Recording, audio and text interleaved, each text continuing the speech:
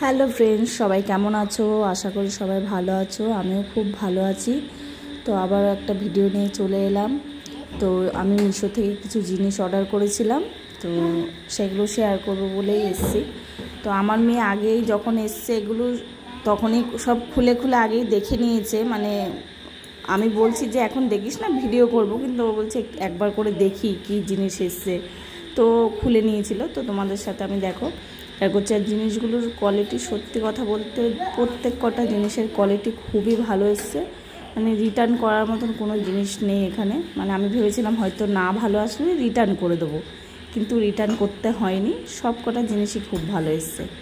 আর এই জিনিসগুলো আমি কোথায় মানে কি ডেকোরেট করছি না করছি সবই তোমাদের সাথে আমি এর পরের ভিডিওতে শেয়ার করব।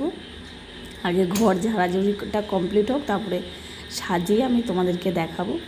তো ভিডিওটা তোমাদের কেমন লাগলো না লাগলো আমাকে একটু কমেন্ট করে জানিও প্লিজ। দেখো একটা, এটা পড়ার টেবিলের জন্যেই মানে নিয়েছি, পড়ার টেবিলে পাতবো বলে, আর একটা ডাইনিং টেবিলে পাতবো বলেই নিয়েছি।